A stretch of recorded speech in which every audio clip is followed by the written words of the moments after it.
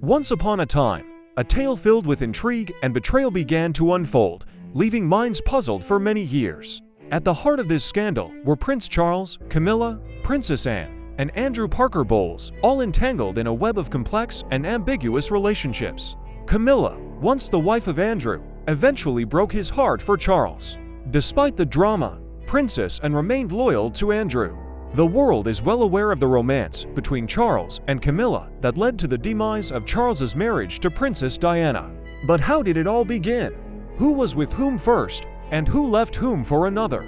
Camilla, with her cold and calculating nature, always had plans up her sleeve, seeing herself as a magnificent queen that the British now behold on the throne. Charles, on the other hand, suffered from a lack of paternal warmth and love, as revealed in his autobiography. Rumors gathered by Kitty Kelly suggest that Charles, in his quest for love, often lashed out at his younger sister, Princess Anne, resulting in constant punishment. Unlike her brother, Princess Anne chose to remain silent about her tragedies, never exaggerating them in her memoirs. Let's try to understand the stance of the magnificent Queen Anne, whom the British will never have, in all these scandals. The royal family's love story is indeed surprising. Princess Anne had many romances in the early 70s, one of which was with Andrew Parker Bowles. However, he married Camilla Shand, who was the object of Charles's affection.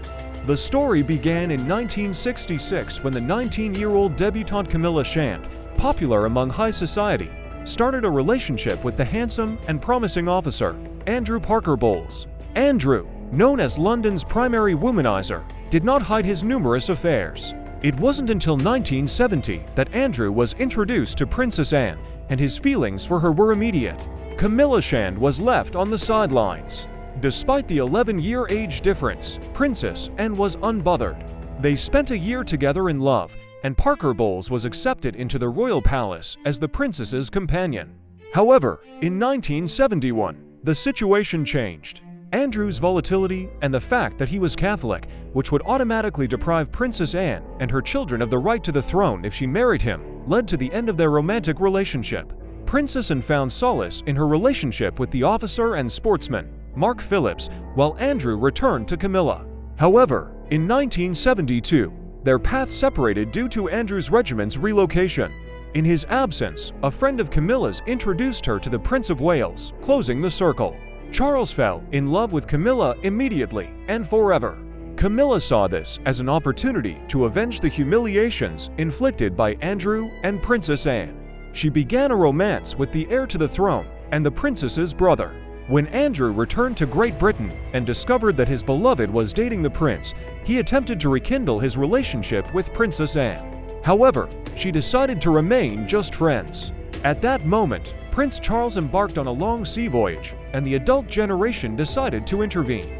According to Sally Bedell-Smith, the parents of Camilla and Andrew, tired of their children's unproductive 7-year relationship, decided to take control of the situation. They published an announcement of Andrew and Camilla's engagement in the Times. The situation was absurd, but there was no turning back.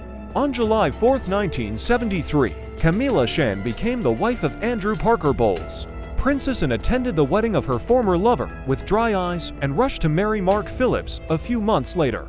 What happened next became public knowledge on November 14th of that same year.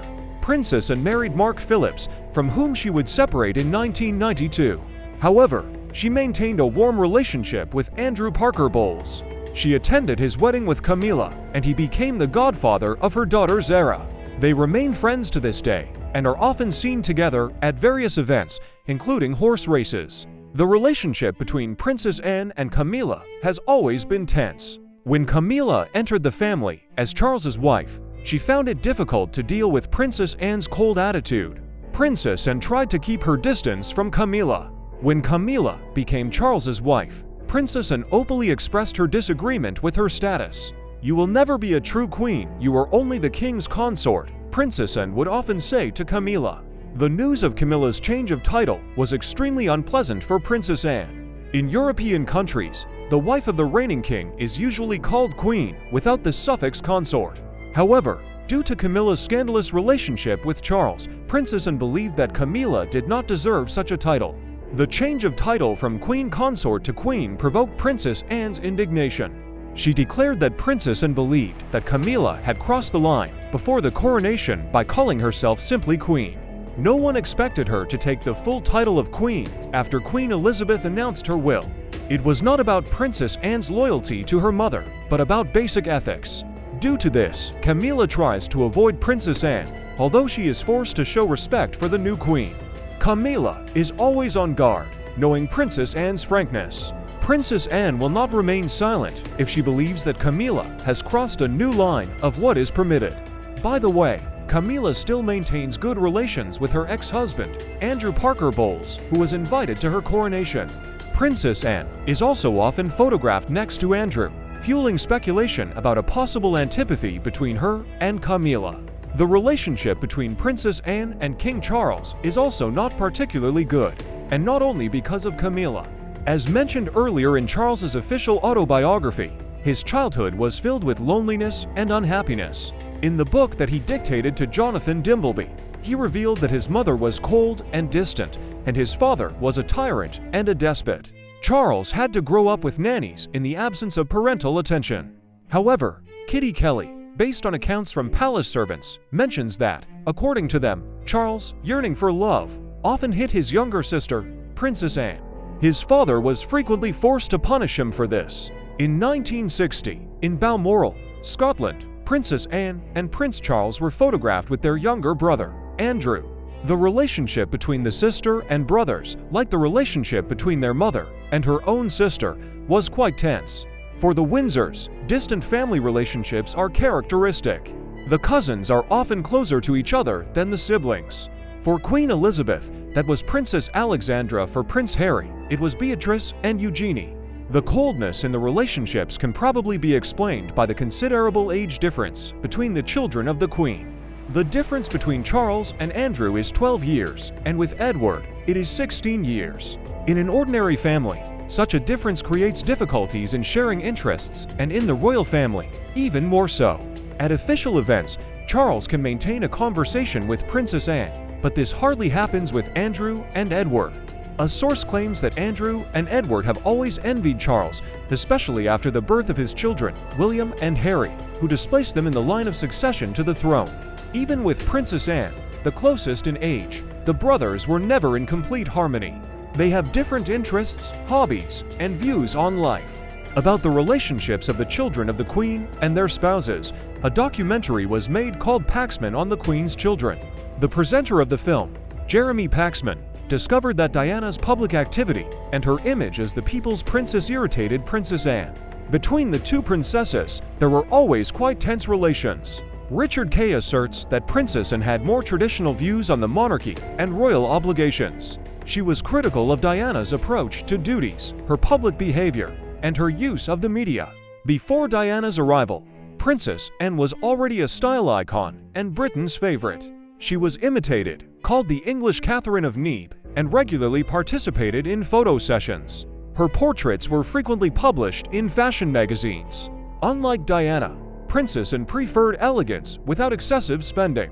Even today, she can appear at an event in an outfit bought more than 30 years ago and look impeccable. This strong-willed woman never directly reveals her opinion on the conflicts between her two brothers. But that doesn't mean she doesn't have her own perspective. Let's try to consider the position of the woman they call the best queen the British will never have, Princess Anne. Princess Anne showed remarkable composure and firmness in 1974 when an attempt was made on her life. She gave a speech immediately after the incident in which her car was shot at. According to Paxman, Diana eclipsed Princess Anne. The relationship between the princesses was cold from the beginning. Diana was aware of Princess Anne's aversion to her and even said, "If Princess Anne is there, I will leave." Their views on the AIDS problem also differed. Princess Anne considered the epidemic a result of human error and believed that the disease was transmitted through contact, preferring to keep a safe distance. Diana, during her visit to an HIV clinic at Middlesex Hospital in 1987, unexpectedly shook hands with a dying AIDS patient without gloves, thus challenging society's fears and prejudices. Her actions were revolutionary and drew attention to the problems of people with HIV. In contrast to Diana, Princess Anne seemed too official and distant. However, Diana maintained a good relationship with Prince Andrew, with whom she played in her childhood in Sandringham. She even wrote him letters when he was in the army. It is difficult to assert that Princess Anne unconditionally supports any of her brothers, be it Charles or Andrew. Based solely on a few photographs together, it cannot be concluded that she is on Andrew's side. However, one thing is certain, Princess Anne firmly supports the monarchy, just like her father, Prince Philip. As we can see, the relationships in the British royal family have always been complex and multifaceted. Princess Anne, Camilla, Charles, and Prince Andrew all have their own views on life, and their approaches to the monarchy vary drastically. However, Princess Anne remains faithful to her principles and her duties to the monarchy, even when it leads to conflicts with new and old family members. If you are interested in learning more about the intrigues behind the scenes of the royal family and the revelation of their dark secrets, don't forget to like and subscribe to our channel. There are still many shocking revelations and juicy details to come.